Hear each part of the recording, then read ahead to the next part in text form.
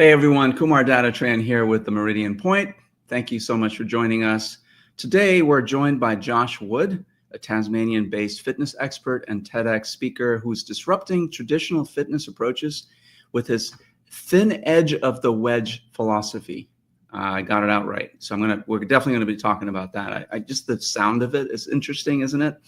As the fitness industry undergoes a digital transformation with virtual coaching and personalized wellness solutions becoming mainstream, Josh brings 15 years of experience helping busy parents and professionals make the smallest disruptions to create the biggest changes in their health journey. His holistic approach focuses on longevity and lifestyle integration, proving that you don't need burpees or ice baths to become strong for life. So without further ado, here's Josh. Josh, it's so good for you to be on the show. I'm excited for our conversation. Thanks for having me, and good to see you again. Likewise. So I learned, so before we get into the meat of the interview, I learned that you just put out a cookbook. Yes, it just came out about 2 days ago. About that cookbook? Yeah, it's funny. It's, I've always got projects going on, and every once in a while something actually gets finished. And that was supposed to be a maybe 3 to 4 month project.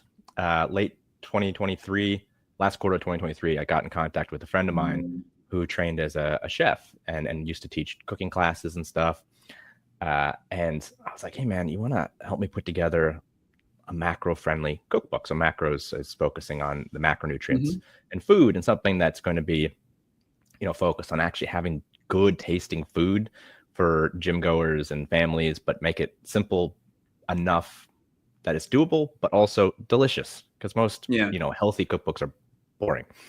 And he's like, yeah. I'm like, okay, well, here's the deal. I want to make an Indian food cookbook that's nutrition focused.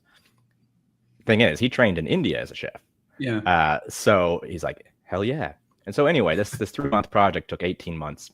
And we finally got it finished and published on Amazon on 2 days ago now. 2.5 days ago. That's amazing. Well, I'll definitely put the link to that book in the show notes of this broadcast, so that people can get a copy of the book. I'm definitely going to get a copy of the book, because I don't know if you know this. I used to run restaurants back in my. And when I did, I still love cooking. It's just that I don't get enough time to do that. And I'm also focused on nutrition and exercise and health and wellness and all those things that I don't get enough time for. But I recently learned, maybe 6 months, maybe a year ago, about macronutrition, as you put it. I didn't know anything about it. It was always more about, am I getting enough, nutrients? But I started to learn more about that, so that piques my interest even more. Yeah, a lot of people focus on the micronutrients, but it doesn't matter how much vitamin C you're getting if you're not getting enough protein. It's an order higher of importance, because it's the essential parts that make up your body and give you energy. That's right. Yeah, I started using this tool. It's this little device that you breathe into, and it measures your metabolism, really, if you're burning fat or you're burning carbs, essentially. And so it's sort of changed my outlook on what I eat and how I eat. And it recommends, that you need to, certain days you need to eat more carbs, so that it trains your body to be more flexible, metabolically flexible, to burn carbs and fat when needed. Yeah. Right. So you don't get kind of stuck into burning one type of food source. And cool. I feel better. I think I look better. I don't know, but I feel better. So that's all that matters. Yeah. Very cool. Yeah. So let's get to the meat of this. This show is all about disruption, and how people have disrupted themselves, and maybe the industries that they're in, the companies that they run, and so on. And for you, your whole life, at least from what I understand, has been revolved around fitness and nutrition in some way, shape, or form. Yeah. Am I right? Yep. And so if I remember from our conversation, the pandemic sort of turned things around for you in good ways and bad ways. Do you want to kind of take us through that? How did the pandemic force you to disrupt yourself in the model by which you were making money pre-pandemic, and what happened after? Yeah, well, here in Australia, the response to COVID disrupted the entire health and fitness industry. I don't know if people were following what was happening over here, but places like Melbourne, one of our biggest, most metropolitan cities, where I lived for 10 years, they were enrolling lockdowns for 2 years. They had the running lockdowns in the world. And I'm glad I'm in Tasmania, where, we had very little of that. But, in some places like gyms never recovered, fitness centers never recovered, massage studios never recovered. They were just done, shut down, and everyone had to figure out something else to do. We had some limitations here in Tasmania, but nothing quite as bad as it was on the mainland. And for those that don't know, Tasmania is an island state off the south of Australia, about the top of the island. If you wanted to come from Melbourne, the next big city, which is in big southern port in Australia, it's about 10 to 12 hours by boat, and then 3-hour drive down to Hobart, where I live. Wow. Or it's an hour flight, but we're about 150 Ks. It's a bit of distance. Right. So a little bit different from the mainland. The environment and atmosphere around the whole pandemic response stuff was a bit different down here, because we had a moat. We just didn't let people in. But we still had issues with gyms, and we had the social distancing stuff, and gyms were closed and considered non-essential for a lot of stuff. Even though we look at all the research now and we go, well, it looks like people who had lower body fat and generally healthier and higher vitamin D levels dealt with COVID along with every other illness much better. That was essential. So we all had to adapt. And that just major spanner in the works. I've always worked in gyms. I've been in gyms for 15 years now, about. And that had to change. And, a lot of folks went to virtual sessions. And I tried that for a bit, especially when we had lockdowns. It's like, well, I can't train people in person, social distance or not, because gyms are closed.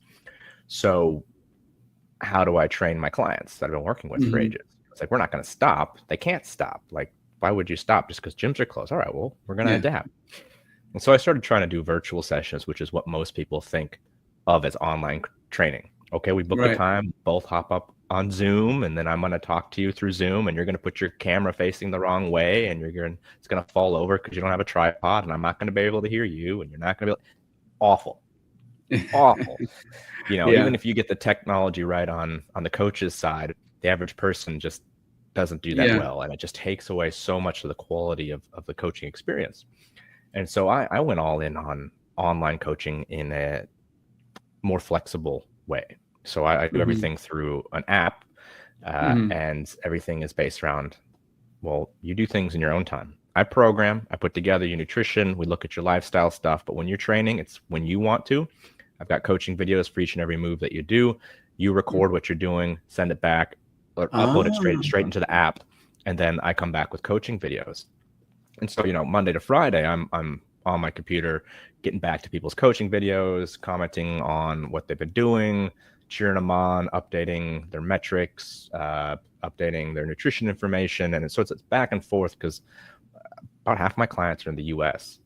So it's like US, Australia, UK, Canada, and a few other places spotted around, but it has to be flexible. And that the only reason I went all in on that is because I had to. Like, I used to do a little bit of online stuff as an adjunct or like an add-on to in-person. Here, I'll write you a program that you can do on the days you're not here in the gym with me. Cool. Okay, now I've got this app that I'm using to do all my programming. I'll put you in that, and I'll add in a couple extra sessions for you. And then through the whole COVID time stuff, I went back into the gym. I went back to full-time PT after that let up, but only for maybe a year or less, as I started shifting everything to the online platform, and just never went back. I train. I think I have 2 clients that I'll train a couple days a week here, just because I've been working with them for years and they're local, and it's fun. But other than that, it's all online these days. It's all app based. So I'm curious about that. So you have your clients upload videos. That must take a lot of time and, well, space, of course, to store the video content, and then time for you to review it. And if you have, I'm assuming, lots of clients around the world, how do you find time to sort of do that review work? That's actually a really good question. Most people don't think about that side of stuff. So it's the system's streamlined. So I use an app called True Coach, and this is the big thing that kind of came out of pandemic. I think a lot of these companies that were working on coaching apps and websites and platforms really had to like make it happen.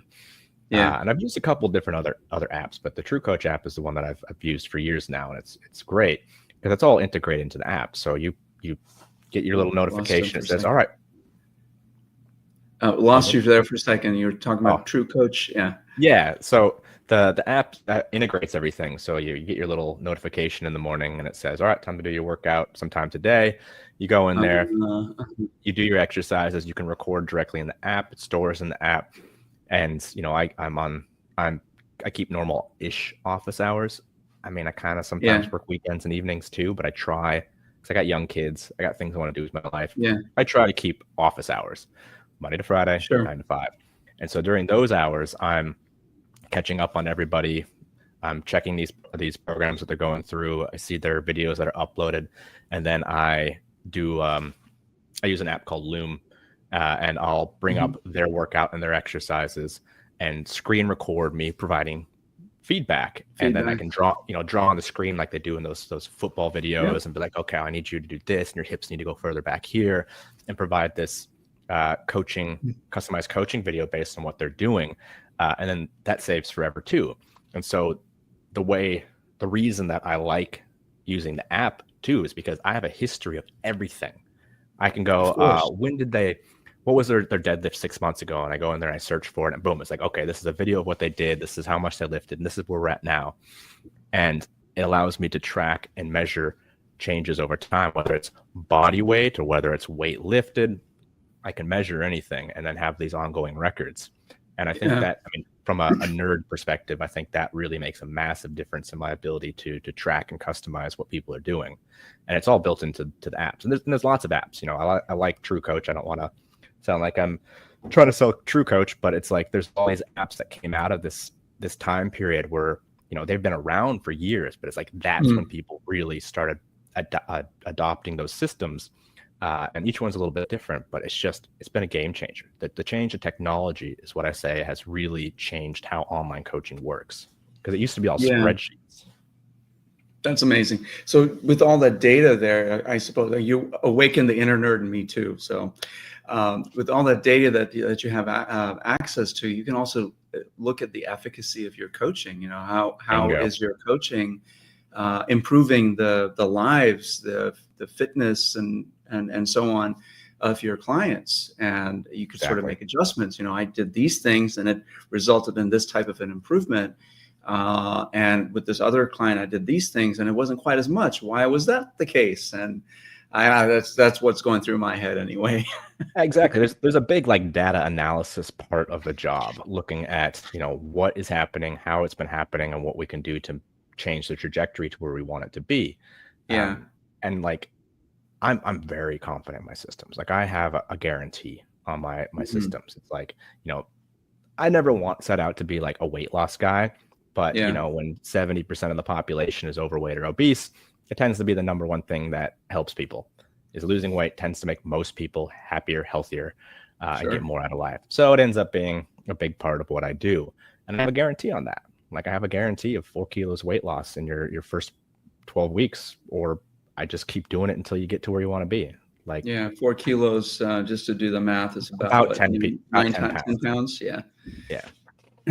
Okay. Just for our American audience that doesn't think in metric terms. I've been over here so long, I do everything in metric. I get it. Yeah. When I lived elsewhere, it was Celsius and kilograms and kilometers and so on and so forth. That's fascinating. So there's a whole data element, and I suppose if you wanted to, or if you paid someone the money to, you could use AI to analyze the data and get even more sort of fine-tuned research into the types of programs that are the most effective for certain types of people, right? If they want to lose weight, or if they want to build muscle, or whatever, just general fitness, I suppose you could do that. Have you thought about that?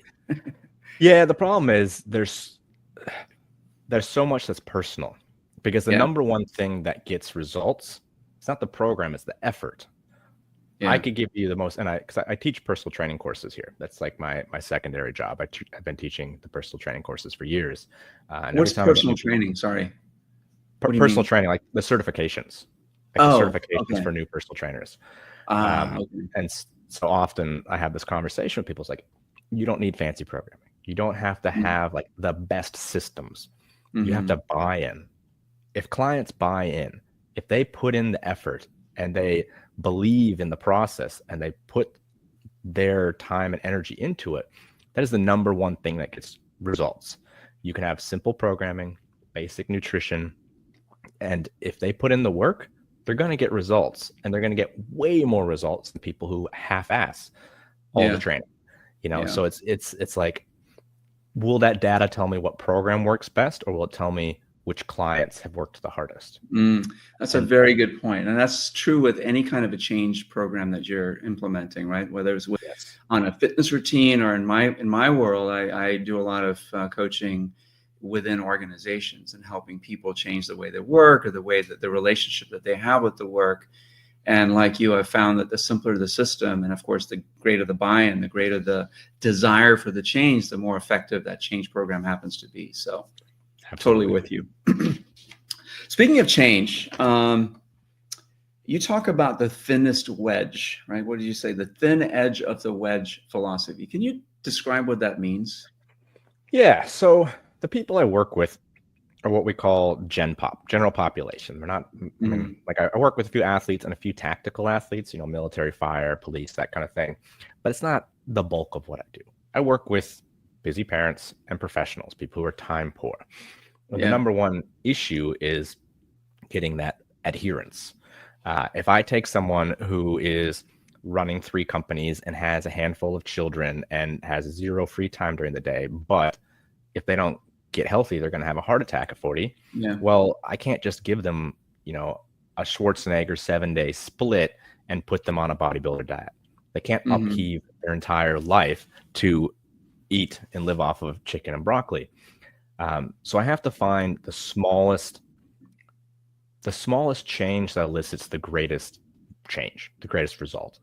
So it's like this idea of a thin edge of a wedge. It's about mechanical efficiency, or in this case, lifestyle efficiency. It's like, what is the smallest thing that's going to make the biggest change that you can do consistently and long enough that it becomes a habit that we can then stack the other habits on top of, or then widen the wedge.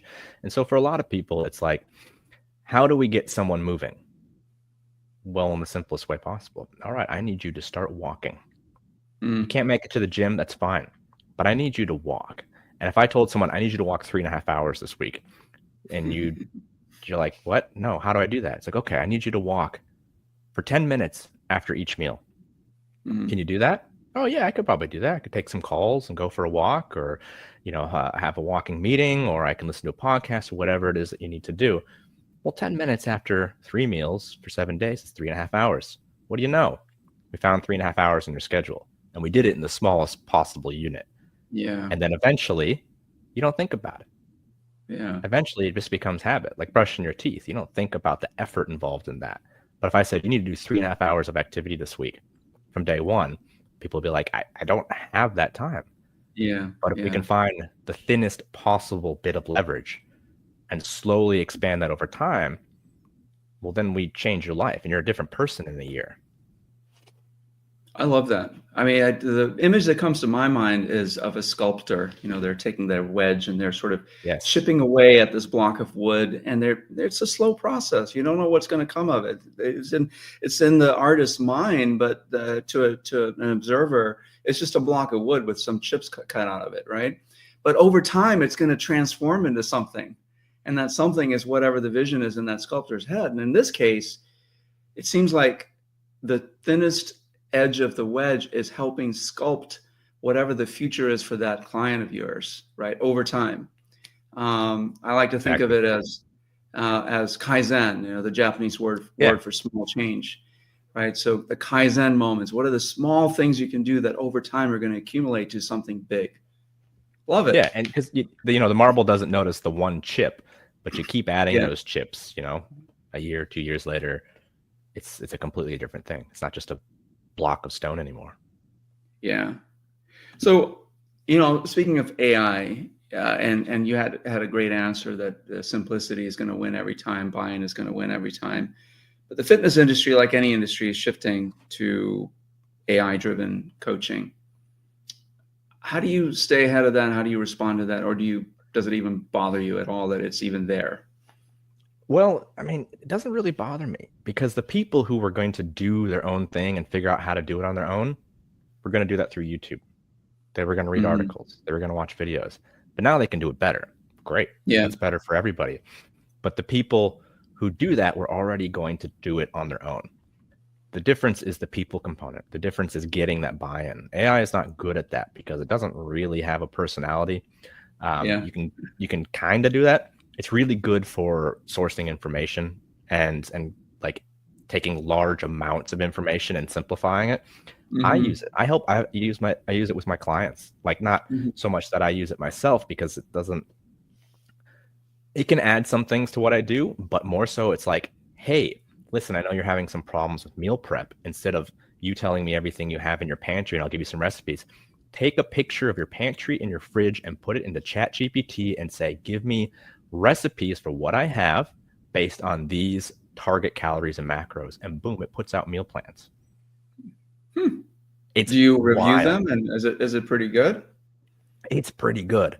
I mean, I use it. My wife uses it too. We're like, oh, dang, Yeah. I don't know what to do with this. Like we just got a quarter cow. Like we'll buy our meat from local farms where we can and buy like a half pig, quarter cow, that kind of thing.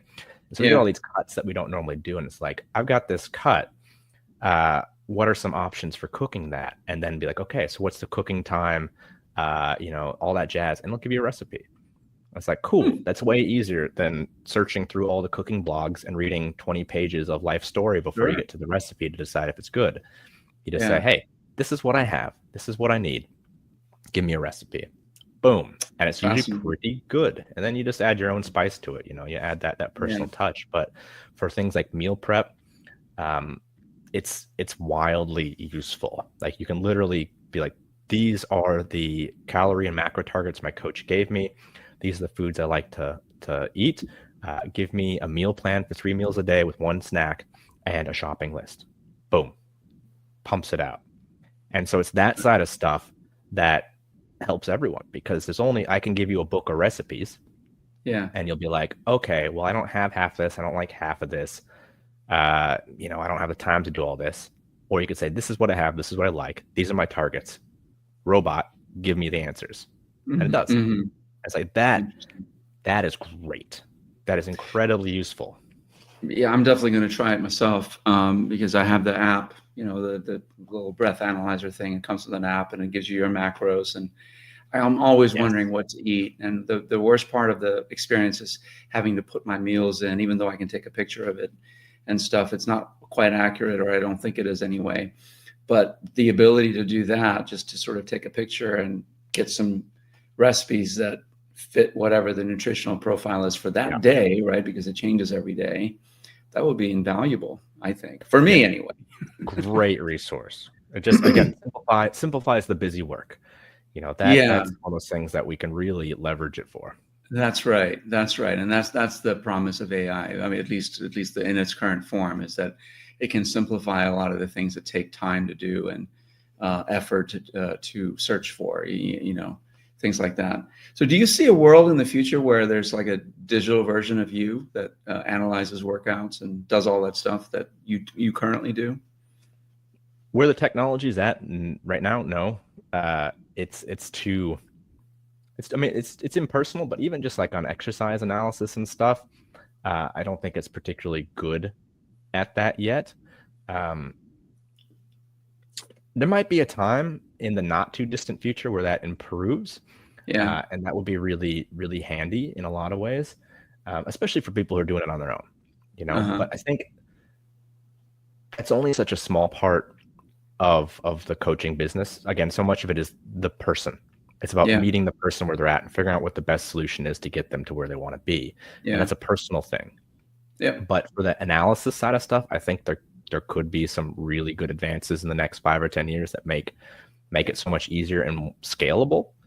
being able to do more across the day. And then even if I could, this is just popping into my head now. It's like, even if I could be like, okay, I have these 5 clients, need to go over the exercise videos today, pop a list together of any red flags, and then I'll review them. Like something like that would be awesome. Yeah. Because it would save a lot of time where I'm not going, yes, this looks good. It's like, okay, it looks good. I don't need to tell you anything about that. I need to give you a thumbs up. But if I could see all the red flags and go in and do a deeper analysis, that would be nice. Yeah, I love the way you frame it, even though it's potentially a threat to your business, at least your current business model. I love the way you sort of, okay, that's going to be fine because it'll present another opportunity for me and my business and the way I serve my clients. That's a great mindset to have. And I think it's probably why you're successful and are able to navigate the disruptions through this. It's not going to change. AI is not going anywhere. This is an avalanche of technology, and the only thing you can do is learn how to ski with it. Like it's not going anywhere, but it's very, very useful if you know how to use it. Right, exactly. I love that. So in our last conversation, I remember you saying something about burpees and ice baths and how you're just totally against those things, right? And I remember it was a AI-based fitness program that I was using some time ago. And it was, all right, every couple of hours, get up from your chair, do 10 burpees, and then, go walk up the stairs, go do whatever, and then come back and resume your work. This is for the at-home worker, right? That's sitting in the chair pretty much all day. So why are you so against burpees and ice baths? Well, I wrote a big article, 2017 or 18, called F burpees, except it wasn't F, but it was F burpees, and it's still on my website. I moved it over to my new one. It's been around for a long time, and it basically came out of this frustration I have with the fitness industry. So, like I said, I've been teaching personal trainers for years, and one of the things I see is there's this whole aspect of the fitness community or fitness coaching and personal trainers and all that, where they think their whole job is to make people's lives harder and to punish them. And the burpee is basically synonymous with punishing yourself. The problem is it gets misused. So there's no such thing as a bad exercise. There's just bad application or inefficient application. The burpee is a hard thing to do, but if your total purpose in life is to make things hard, well, I could give my 4-year-old a list of random exercises in a hat and he could pull them out at random. And that's hard for you to do. That doesn't mean it's useful. Doing hard things is good for you, but hard for the sake of hard doesn't mean it's useful or getting you where you want to be. Plus, there's a level of risk to reward ratio that we have to think about. Most people going into the gym for the first time are out of shape and overweight. Do we need some 20-year-old PT telling them to throw themselves down on the ground as hard as they can and then try to jump in the air? No, they don't need to do that. That's not helpful. And the injury rate's pretty high. So there's just not a lot of there's almost always a better exercise choice. Unless your goal is to actually be good at burpees. It's just a form of cardio. It doesn't make you stronger. If you can do 10 bodyweight squats, you're not getting stronger doing burpees. If you can do 10 push-ups, you're not getting stronger doing burpees. You need greater resistance to increase strength. It's just cardio. And that's fine. And I met a guy on, I think it was Instagram, who was like, but I set a challenge to do X number of burpees a day. And I've been doing it for 3 years. And I do it because it makes me feel good. I don't need a lot of space, helps my cardio. And it's a mental challenge for me. And I'm like, that's the perfect application. That's great. It's because it serves a very specific purpose. It solves a problem for you. Awesome. But most of the time it's punishment and difficulty for the sake of difficulty with populations that don't need that. And that's my argument with burpees. There's almost never a reason to do them unless you want to do them. And nobody wants to do them. Yeah, good. That's a really good point. I mean, I personally, I haven't done it for a long time because I've developed various ailments, which I'm going to get to next, that I can't really do it safely anymore, right? So for those clients that have those types of ailments, like my knees are has started to bother me as I get older, and I've got a shoulder problem. How do you tailor programs for people that have certain physical limitations? It just depends what those limitations are. There's absolutely always a way you can do exercise. So depending on what they are, like I've got, who am I working with now? Okay, so a good example is I've been working with a guy for a number of years who only has one arm. He's missing his right forearm from a factory accident when he was a kid. Okay. And it's like people are always looking for excuses not to do things. But, he's got a 100-kilo bench press. He can deadlift double his body weight. He doesn't have a right arm. There's a solution. There's always a solution if you have a goal. Yeah, I use them all the time because, like, as an example, because someone will be like, oh, this bench press is so hard. I'm like, Dave did it with one arm, And it's like, there's always a solution. And he came to me because he had back pain. And then we just made him into an animal. And it's like, well, okay, cool. He's got his humerus bone and he's got an elbow. So we tie a strap to that and we strap that to the weight and you learn to lift it off the ground that way. He's got a prosthetic arm. We strap that to a bar and we teach him how to bench press that way. If you got a sore knee, you're not doing burpees and you're not going for a run. That's fine. No. Maybe you can cycle. Maybe you can elliptical. Maybe you can use a recumbent reclining bike. Maybe you can use those little hand bikes. There's a solution for every problem. If you got a sore shoulder, cool. Maybe we're not bench pressing with a barbell. Maybe we're doing dumbbells. Maybe we're doing incline push-ups. There's always a solution. We just got to figure out what the end goal is. I'm not going to be like, well, your knee's sore and you can't do burpees. I guess you're never going to get in shape. Right. That's great. I love it. So this is where a human is better than an AI, because you can sort of meet your client where they are and design a program for them that suits them where they are right now in terms of their fitness level, and then use that thinnest edge of the wedge approach to help them get to where they want to go over time. So exactly. I love that. So we're getting towards the end of our time together. I just want to ask you some fun questions. You're an American living in Tasmania. Favorite beverage, tea or coffee? Coffee. Coffee. Yeah. Very, very quick answer. So, well, I mean, I got it right here, drinking it. My parents worked in the coffee industry. It's in my blood. Yeah, there you go. I had a cup as well myself during our call. If you could only recommend one piece of equipment for the home gym, what would it be? Those cheap interchangeable weight dumbbells, the ones that are just a handle and they got the little screws on the end, and you get those cheap weight plates. I got 3 sets of those. I picked them up from like thrift shops. A friend got rid of some when he moved house.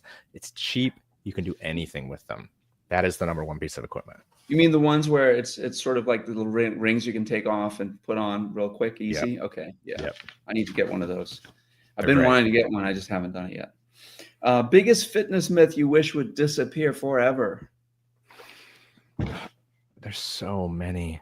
Everything from lifting weights is going to make women bulky to you can't eat carbs if you want to lose weight or gain weight. Whatever. Like, they're all terrible, but you know what? If we just get rid of ice baths and burpees, I'd be pretty happy. I love that. Your go-to 10-minute workout for someone who's completely out of time? Rucking. So get a backpack, put weighted backpack walking. Number one, if you have 10 minutes, put 10 to 50% of your body weight in a backpack and walk up a hill. It is incredibly hard, incredibly metabolically demanding. Will build your conditioning, your total body strength, and it's low tech. You don't need anything fancy. I have my backpack. It's full of all my junk, my computer, my video equipment when I have to go travel. I'll just carry that when I walk my dog. Yes. And that's how we start compounding things. Cool. You're doing your 10 minutes of walking after each meal. Now you need 10% of your body weight in a backpack. All right. Awesome. I wonder what my next question is going to be. The most surprising thing about coaching clients you've never met in person? It's amazing how invested in their lives you get. Like, because I've got a lot of clients that are just all over the world, and I've never met. I've got actually clients locally that I've never met in person. I do when I travel. I will try and catch up with clients around the world. I've done that. Or when clients are traveling, sometimes they pass through. I met a lady that I trained from Indonesia when she came to Tasmania with her family, and it's just amazing how much you know them, how much about their lives, and how well you get to like these people. Like they become friends, and it's all through the internet. It's all through coaching. Yeah, that's true. I mean, I definitely have some incredible relationships with people that I've never met in person, and you just develop those things, I guess, as part of our human condition, right? Yeah. One piece of advice for parents trying to model healthy habits. Your kids are going to watch what you do more than what you say. So you need to model it physically. If you want them to be active, if you want them to eat well, you need to show them how, not tell them how. I love that. All right. I think I know the answer to this question. Mountain biking or road biking?